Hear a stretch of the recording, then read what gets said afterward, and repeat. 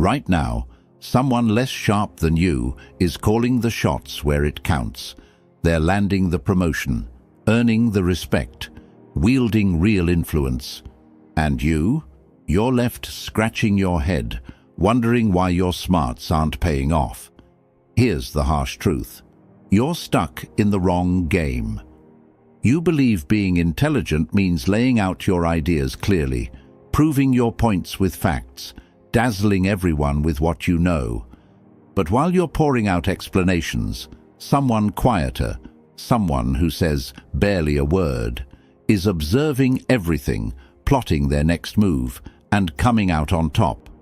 That's not random luck. It's not some magical charisma. It's pure strategy. 500 years ago, a guy named Niccolo Machiavelli cracked the code on something most folks never grasp. Intelligence without influence is just background noise. You can be the brightest mind around and still get pushed aside. Power doesn't flow from what you know. It's all about how you play the angles. Today, I'm breaking down 7 dark lessons from Machiavelli that'll shift the way you operate. These aren't nice, polite tips. They won't make you feel warm and fuzzy. This is the real, often unspoken side of power. The silent strategies that separate those who get taken advantage of from those who command genuine respect. So, if you're tired of being overlooked, tired of explaining yourself, fed up with watching people who aren't nearly as capable rise above you, this is for you. It's time to stop explaining and start strategizing. Now, I want you to drop this affirmation in the comments. Silence is my strategy. Let's get into it. Number 1. Stop explaining. Start observing. Every time you explain yourself, you lose a little bit of power. You think you're being transparent. You think you're being helpful. But what's really happening? You're handing out your playbook for free. You're showing people exactly how you think, what bothers you, what you're afraid of. And the moment they know that, they own you. Smart people explain. Powerful people observe. Think about every meeting you've been in. Who runs it? Not the person presenting 20 slides. Not the person giving the longest answer. It's the person asking the right questions. The one taking mental notes. The one who speaks last and says the least. Why? Because while everyone else is performing, they're collecting data. Machiavelli once said, "The lion cannot protect himself from traps, and the fox cannot defend himself from wolves. One must therefore be a fox to recognize traps and a lion to frighten wolves." Stop roaring. Start watching. The smartest people in any room aren't the ones talking. They're the ones taking notes, not on paper, mentally. They're reading body language. They're noticing who interrupts who avoids eye contact, who laughs too loud, who agrees too fast, who's trying too hard to be liked. That's data. That's leverage. Most people walk into a situation trying to be heard.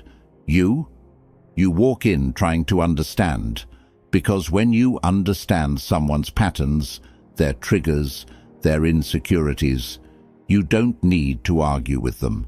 You already know how to move around them. Next time you're in a group conversation, try this.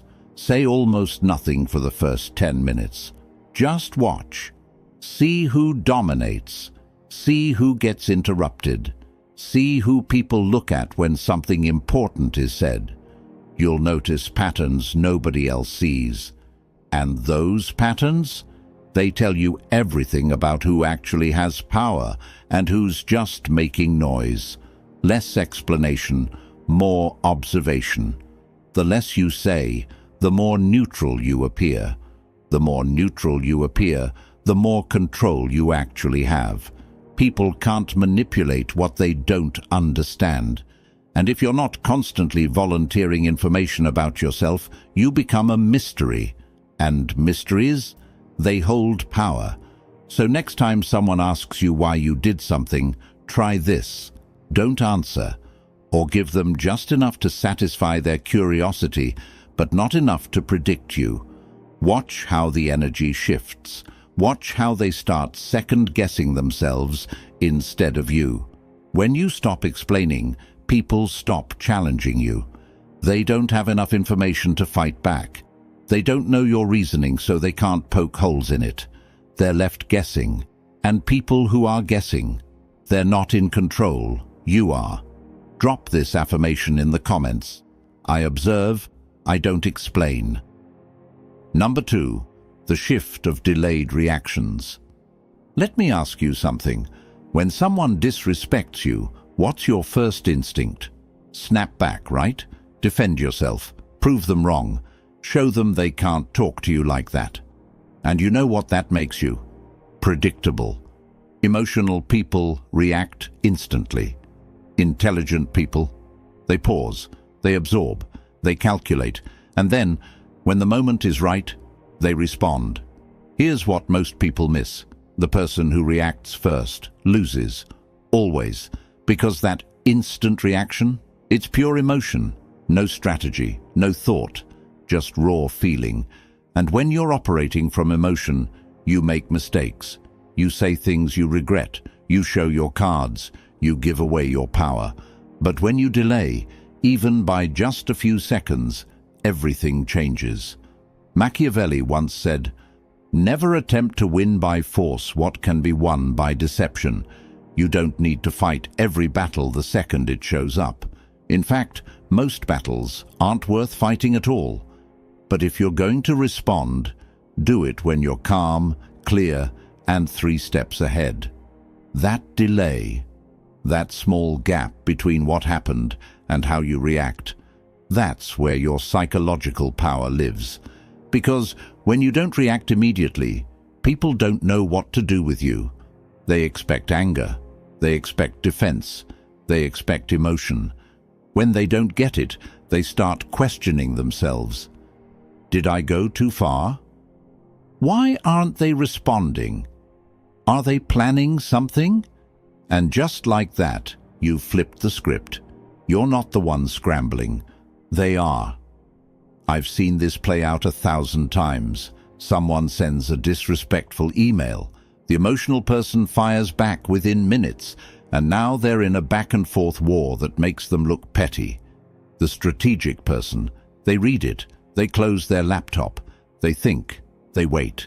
Maybe they respond the next day. Maybe they don't respond at all. Maybe they respond in person where they have more control. But whatever they do, it's intentional, not reactive. Delayed reactions signal high status. It says, "I'm not ruled by my emotions. I operate on my own timeline. Your urgency is not my emergency." And people respect that. Even if they don't like it, they respect it. So the next time someone tries to get under your skin, take a breath. Smile if you have to. Say nothing. Let them sit in the silence. Let them wonder. Then, when you're ready, and only when you're ready, make your move. That pause is your power. Use it. Now, I want you to drop this affirmation in the comments. I respond when ready. Number 3, the shift of strategic listening. Here's a secret most people never figure out. Everyone's dying to talk about themselves, their problems, their goals, their opinions, their drama. And while they're talking, they're giving you everything. Their fears, their weaknesses, their desires, their blind spots. All you have to do is shut up and listen. Most people don't actually listen. They wait. There's a difference. Waiting to talk is when you're just sitting there, nodding, thinking about what you're going to say next. You're not absorbing anything. You're just reloading. Strategic listening, that's different. That's when you're hunting for information. You're listening for what they're not saying. You're watching their face when certain topics come up. You're noticing when they change the subject, when they get defensive, when they light up. Machiavelli once said, Everyone sees what you appear to be. Few experience what you really are. The more you talk, the more you reveal. The more you reveal, the more ammunition you hand over. But when you listen, really listen, you collect intelligence. You learn what makes people tick, what they value, what they're running from, what they're reaching for. And that information, that's influence. See, most people listen just long enough to wait for their turn to speak. They're not actually hearing anything. They're just preparing their response. But you're different. You listen with intent. You ask the right follow-up questions. You make them feel heard. And in doing that, they open up even more. Here's what happens. Someone starts talking. You ask them one question, then another, then another. You're not talking about yourself. You're not trying to relate. You're just curious, genuinely curious. Before long, they've told you things they didn't even plan to say. Things they wouldn't tell most people. And now you understand them better than they understand themselves. That's not manipulation. That's strategy. Because influence isn't about forcing people to do what you want. It's about understanding them so well that when you do speak, it lands exactly where it needs to. Think about it like this. If I know you're scared of being seen as weak, I'll never directly challenge your strength. I'll frame things differently. I'll give you an out that lets you save face while still getting what I want. If I know you value loyalty above everything, I'll never make it about logic or profit. I'll make it about standing by your people. If I know you're insecure about your intelligence, I won't try to outsmart you. I'll ask for your opinion. I'll make you feel like the expert. That's the power of strategic listening. You're not just hearing words. You're building a map of someone's psychology. And once you have that map, you can navigate them anywhere. So talk less, ask more, listen deeply, let them fill the silence, let them reveal themselves. And when the time comes to move, you'll know exactly how. Number 4, the shift of energetic distance. You ever meet someone who's friendly, but you can't quite get close to them? They're not cold, they're not rude, but there's this distance, this invisible line you can't cross. That's not an accident, that's design. And it's one of the most powerful tools you can develop. Most people don't understand boundaries. They think a boundary is something you announce. Don't disrespect me. Don't waste my time. Don't cross this line. But real boundaries? They're energetic. They're felt, not spoken. Machiavelli once said, "It is better to be feared than loved if you cannot be both." Now, I'm not saying you need to make people fear you, but you do need to create space. Emotional space, energetic space. A boundary that says, "I'm here, but I'm not absorbed in your chaos." Here's what I mean. Most people are emotional sponges. Someone complains, they absorb it. Someone's anxious, they get anxious. Someone starts drama, they get pulled in. And that makes them easy to control. But when you maintain energetic distance, you become untouchable. You're present, but you're not entangled. You're engaged, but you're not emotionally invested in outcomes you can't control. Let me give you a real example. Someone comes to you upset. They're venting. They're looking for validation. They want you to be upset with them. Most people fall into it. "Oh my God, that's terrible. I can't believe they did that. You should totally..." Now you're in it. You're emotionally invested. You're carrying their weight. But the person with energetic distance, they listen, they acknowledge, but they don't absorb. "That sounds frustrating. What are you going to do about it?" Notice the difference. You're present, you're supportive, but you're not taking on their emotional state. You're not drowning in their storm. People feel that. They sense it. And it makes them respect you more because they realize, I can't pull this person into my mess. I can't guilt them. I can't manipulate them. That distance isn't coldness, it's clarity. It's protection, it's strength. You can still be kind. You can still be supportive. But you're not carrying their baggage. You're not letting their emotions dictate your energy. And when people see that you're calm in the middle of their storm, that's dominance. Quiet, unspoken dominance. Think about the people you respect most. I bet they're the ones who don't get rattled, who don't get sucked into drama, who somehow stay centered no matter what's happening around them. That's energetic distance, and it's a skill you can develop. So practice this. Be warm, but not available for everything. Be helpful, but not at the cost of your peace. Be present, but keep your center. They'll feel the shift, and they'll adjust. I want you to drop this affirmation in the comments. My peace is protected. Number 5. The shift of unspoken standards.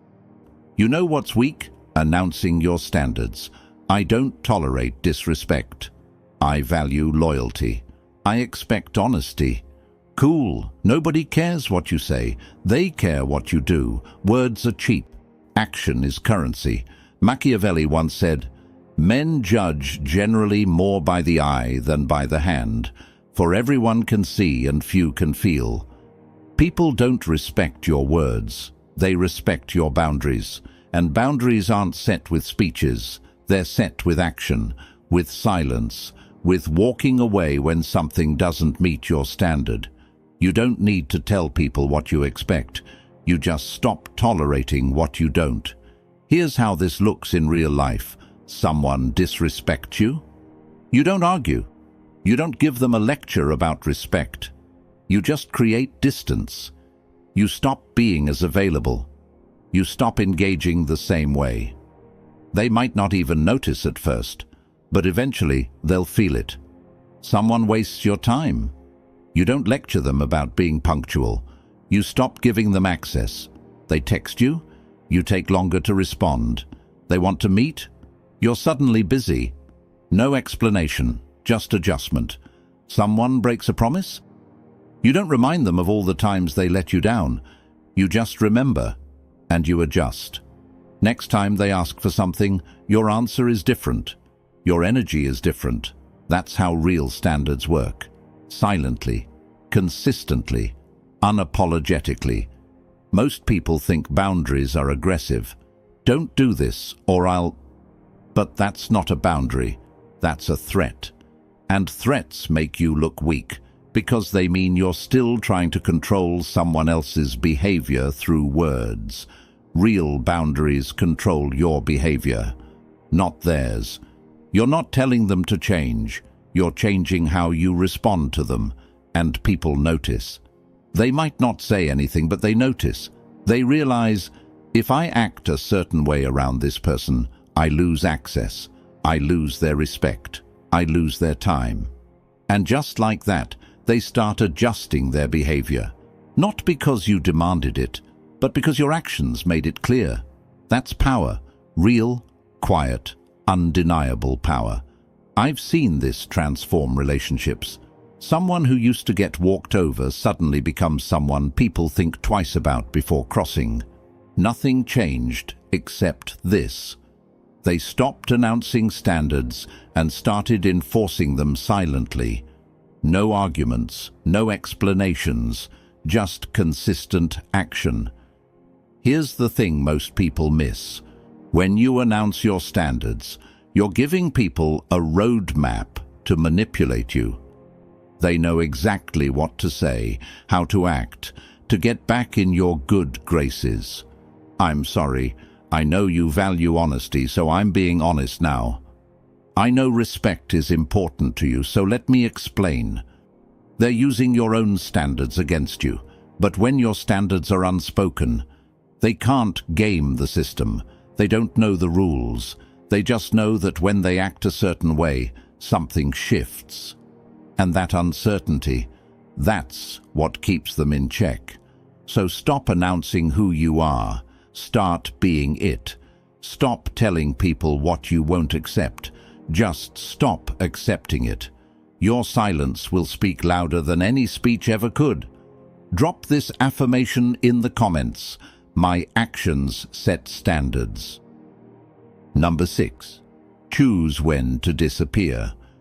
Your value increases in your absence, not your permanent absence, your strategic absence.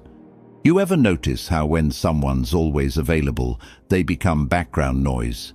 But the moment they pull back, suddenly everyone's asking about them. That's not coincidence, that's scarcity. And scarcity drives value, always has, always will. Machiavelli once said, "Wise men say nothing in dangerous times." Sometimes the smartest move is to step back, to disappear, to let people miss you. Because when you're always there, people take you for granted. They assume you'll always show up, always respond, always be available. But when you pull back, even just a little, they start wondering, where'd they go? Why aren't they around? Did I do something wrong? And suddenly, your presence means something again. Let me be clear, this isn't about playing games.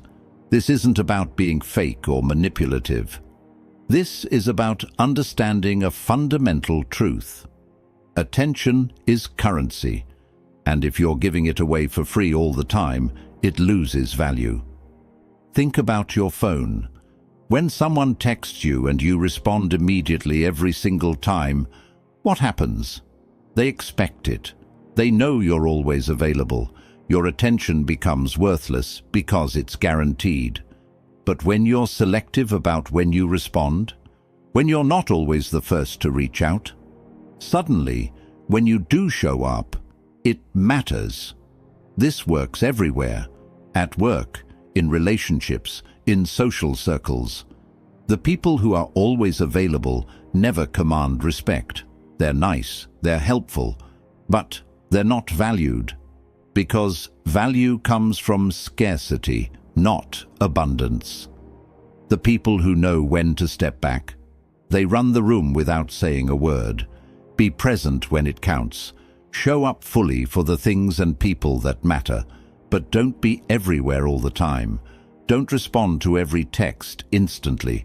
Don't attend every event. Don't make yourself endlessly available. Create intentional distance. Maybe you used to respond within minutes. Now you take an hour. Maybe 2. Not because you're playing games, but because you have your own life, your own priorities, your own focus. Maybe you used to show up to every hangout.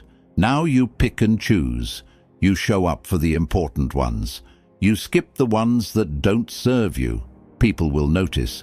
At first, they might be confused. Why aren't they around as much? But that confusion turns into something else. Respect, curiosity, value. Because the human brain is wired to want what it can't have. When you're always available, you're not desirable. When you're selective, you become interesting. I've watched this principle transform people's lives. Someone who used to bend over backward for everyone, always available, always helpful, decides to pull back. They focus on themselves. They stop being so reactive.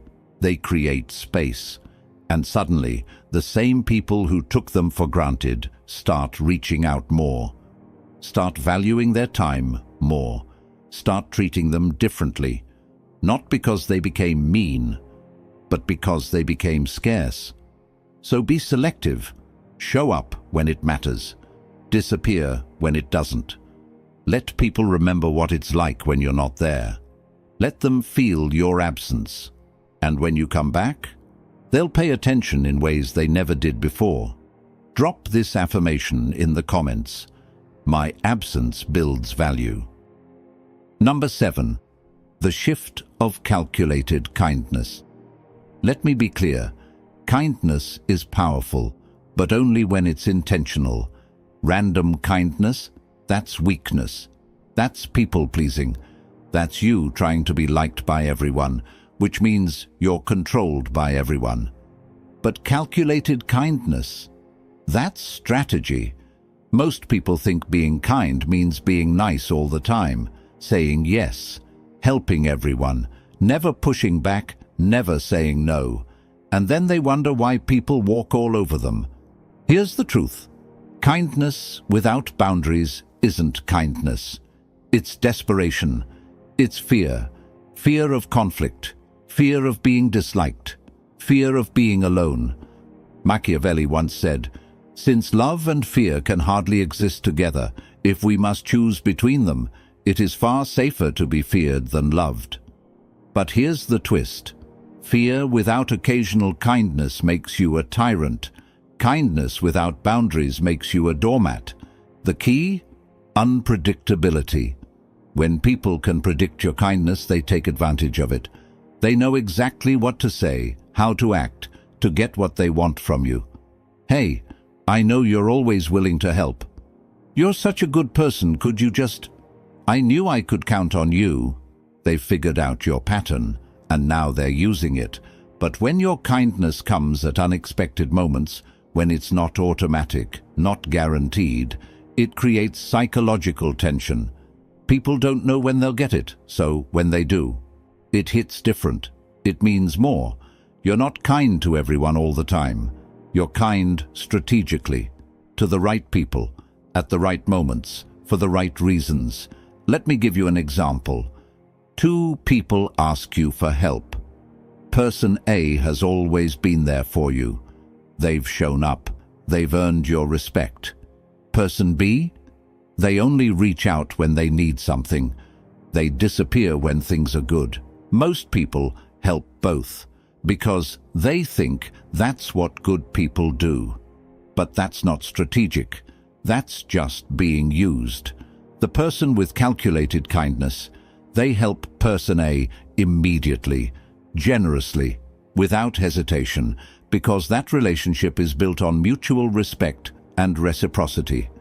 Person B, they get a polite decline or a very limited amount of help, not because you're mean, but because you're teaching them a lesson. Access to you must be earned.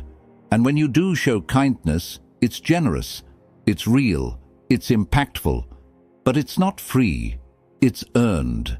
This creates respect, it creates loyalty, it creates influence, because people realize, I can't just expect this person to give. I have to show up right, I have to earn it. And that's exactly where you want them. Here's what calculated kindness looks like in practice. You're not rude, you're not cold, but you're also not a yes machine. When someone asks for something, you pause, you consider.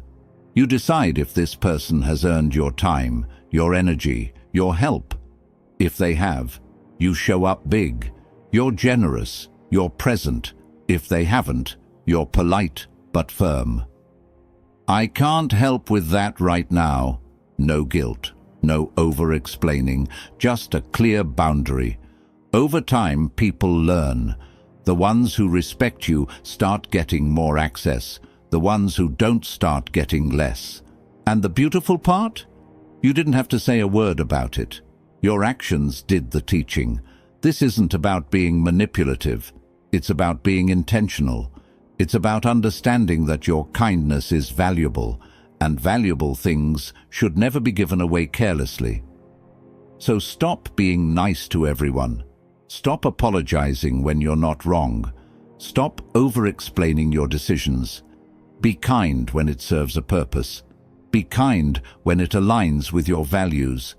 Be kind when someone's earned it. But never be kind out of fear of being disliked, because that's not kindness. That's desperation. And desperation, that's the opposite of power. So there you have it. 7 silent shifts that turn intelligence into influence. These aren't tricks. These are principles, and if you apply them consistently, you'll notice something. People start treating you differently. They stop testing you. They stop taking you for granted. They start respecting your time, your energy, your presence, not because you demanded it, but because you demonstrated it. That's the Machiavellian way. Quiet, calculated, powerful. Now, I know some of you might be thinking, this sounds cold, this sounds manipulative. But let me ask you, is it manipulative to protect your peace? Is it manipulative to stop letting people walk all over you? Is it manipulative to be intentional about who gets your time and energy? Not. That's called self-respect. The world will take everything from you if you let it. Your time, your energy, your kindness, your power, and it won't even say thank you. These 7 shifts, they're not about hurting people. They're about protecting yourself while still being effective, while still having influence, while still getting what you want. Because at the end of the day, intelligence without influence is just potential. It's just ideas. And ideas without execution, they're worthless. You can be the smartest person in the room, but if nobody listens when you speak, if nobody respects your boundaries, if nobody values your presence, what's the point? These principles give you the tools to turn your intelligence into actual power. Not loud, aggressive power. Quiet, undeniable power. The kind of power that doesn't need to announce itself. The kind of power that just is. If this video gave you value, hit that like button right now. Don't wait. Do it now, because that tells me you want more content like this. That tells me this is resonating with you. Share this video with someone who needs to hear it. You know, someone who's smart but gets walked over. Someone who's talented but overlooked. Someone who needs to understand that intelligence alone isn't enough. Send it to them. It might change their life. And if you're not subscribed yet, what are you waiting for? We're just getting started. Subscribe and turn on notifications because we're diving deeper into these dark psychology principles. We're talking about power, influence, human nature, the real game that most people are too afraid to acknowledge.